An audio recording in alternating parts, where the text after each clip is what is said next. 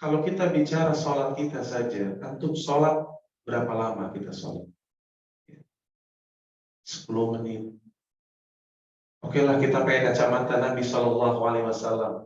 Kata Anas bin Malik radhiyallahu anhu, aku pernah mendatangi salah satu malam di rumah Nabi Shallallahu Alaihi Wasallam. Lalu aku sholat di belakang Nabi Shallallahu Alaihi Wasallam. Dan Nabi memulai sholatnya dengan membaca Al-Baqarah. Aku berpikir Nabi akan ruku setelah 100 ayat. Namun Nabi terus lanjutkan sampai dengan la yukallifullahu nafsan illa wus'aha, 286 ayat. Aku berpikir Nabi akan ruku. Ternyata Nabi melanjutkannya dengan surah apa enaknya, Pak? Ali An-Nisa. Allahu Akbar. 176 ayat. Aku berpikir Nabi akan ruku. Lalu Nabi menutupnya ternyata dengan surah apa enaknya, Bu? Ibu-ibu kayaknya enaknya apa, Bu? Trikul. Dan Nabi menutupnya dengan Ali Imran sallallahu alaihi wasallam. Yang ayatnya ada 200 ayat, dan akhir dari ayatnya Allah mengatakan, ya ayyuhalladzina amanu isbiru wassabiru warabitu wattaqullah la'allakum tuflihun. Seolah-olah Allah dan Rasulnya ingin memesankan kepada Anas bin Malik, menjadi orang bertakwa dan beriman itu harus sabar. Sabar. Itu satu rakaatnya Nabi SAW. Kalau antum buka di mushaf kita, itu masuk juz ke-6, Pak. Jadi satu rakaatnya Nabi SAW itu berapa juz, Pak? Masuk juz ke-6, Pak. Ini baginda Rasulullah SAW. Ini panjang udah nih. Tapi ternyata ada ibadah yang durasinya lebih panjang dari itu. Apa itu? Rumah tangga. Yaitu sebuah ibadah yang sangat besar di sisi Allah Jalla wa'ala. Yaitu berumah tangga. Pernikahan. Maka seseorang yang sedang berumah tangga, dia menikah sejak dia ijab qabul, maka itu dihitung ibadah sampai takdir yang memutuskan, imma karena kematian, imma karena perceraian, maka dihitung ibadah. Ini banyak yang enggak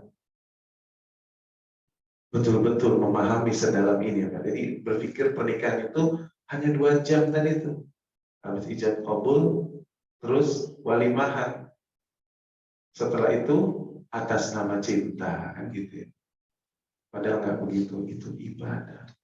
Ibadah dan ibadah. Makanya Pak, Imam Ahmad bin Hanbal rahimallahu ta'ala, muridnya siapa, Pak? Muridnya Al-Imam Asy-Syafi'i. Beliau Amirul Mu'minin fil hadis, ahli hadis.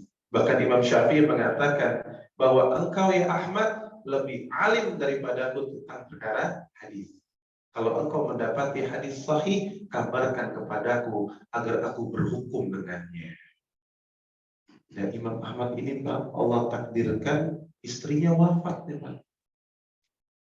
Istrinya wafat di waktu pagi. Sorenya nikah lagi langsung, Pak. Gimana, Pak? Kata Bapak, saya juga siap, Ustaz, kalau masalah ini. Asal calonnya sesuai dengan selera, kan gitu ya, Pak. Enggak, ini bukan masalah selera, Pak. Tapi Imam Ahmad orang yang sangat faqih. Tadi saya katakan gelarnya Bapak Amirul Mukminin fil Hadis. Jadi Bapak kalau dengar Pak, ada Pak ulama yang diberikan gelar Amirul Mukminin fil Hadis, itu artinya di kepalanya Pak ada lebih dari 1 juta sanad hadis hafalannya. Kalau antum berapa ratus ribu ya? Ini Imam Ahmad 1 juta. Ya, dan bukan hanya matanya, tapi juga sanadnya. Haddatsana wa haddatsana wa haddatsana sampai ke Nabi sallallahu alaihi wasallam. Nah, karena saking fakihnya Imam Ahmad, karena beliau tahu bahwa beribadah yang paling utama salah satunya dan paling panjang durasinya menikah dan utamanya begitu besar, maka kata Imam Ahmad, aku tidak mau melewati satu malam tanpa sunnah yang satu ini.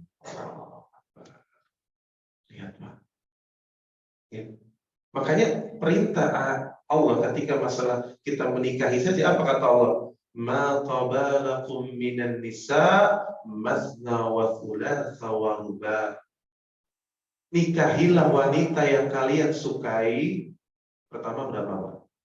2. Langsung 2, Pak. 3. Waruba atau 4. Tapi kalau engkau nggak mampu, dan banyak di antara kita nggak mampu, maka nikahi seorang saja. Tapi lihat, ayat ini menjelaskan saking keutamaannya pernikahan, maka langsung 2 dulu. Maka para ulama selalu menjelaskan, Pak, orang yang punya istri 1 dengan yang punya istri 4, mana yang lebih utama? Istri 4, Pak. Tapi benar, ini harus dikasih catatan. Makanya para ulama, Bapak silakan cek. Para ulama rata-rata memang poligami. Maka saya katakan jangan membenci poligami. Namun kalau poligami pun harus dengan ilmu. Kalau belum mampu dan tidak berilmu, lebih baik seorang saja. Karena ada ancaman orang-orang yang tidak adil pada hari kiamat akan datang dalam keadaan diri tubuh. Ya. Namun artinya apa? Ini bagaimana besarnya ibadah ini. Bahkan di dalam sebuah hadis Rasulullah SAW pernah mengancam bagi orang yang tidak mau menikah. Ini ada 3 orang sahabat datang ke istri-istri Nabi SAW, lalu bertanya tentang bagaimana kaifiat ibadah Nabi SAW. Maka diceritakan Nabi begini, Nabi begitu. Lalu mereka mengatakan, ya Nabi SAW telah dijamin masuk surga. Sementara siapa kita? Maka yang satu mengatakan, demi Allah, mulai besok aku akan sholat semalam suntuk dan gak akan tidur. Yang satu lagi berkata, mulai besok aku akan saum sepanjang hari, gak ada berbuka. Padahal kata Nabi, afdalus siyam siyamun. Seafdal-afdalnya puasa hanya puasa Daud. Sehari puasa, sehari tidak, sehari puasa, sehari tidak. Maka orang yang sudah saum Daud nggak boleh lagi tuh saum Senin Kemis, Pak, berlebihan. Ya, nggak boleh karena sudah mentok. Nah ini ada orang mau puasa terus setiap hari. Dan yang satu lagi lebih ekstrim. Aku tidak akan menikahi para wanita. Mau mewakafkan dirinya dan hanya ingin berkhidmat dan berzikir, beribadah hanya kepada Allah tanpa harus menikah. Kalau pakai logika kelihatannya bagus ya, Pak. Kalau pakai akal, Pak, ini orang luar biasa. Dia tinggalkan dunia seolah-olah gitu kan. Tapi ketika sampai perkara itu kepada Nabi Shallallahu Alaihi Wasallam, apa kata Nabi SAW? Nabi langsung membuat betis pagar yang kokoh. Apa kata Nabi? Camkan aku orang yang paling bertakwa di antara kalian. Jadi maksud Nabi apa? Wa khairul hadi hadi Muhammad sallallahu alaihi wasallam. Sebaik-baik petunjukku gitu loh. Karena aku orang yang paling bertakwa. Dan aku sholat dan aku tidur, aku saum dan aku berbuka, dan aku menikahi para wanita.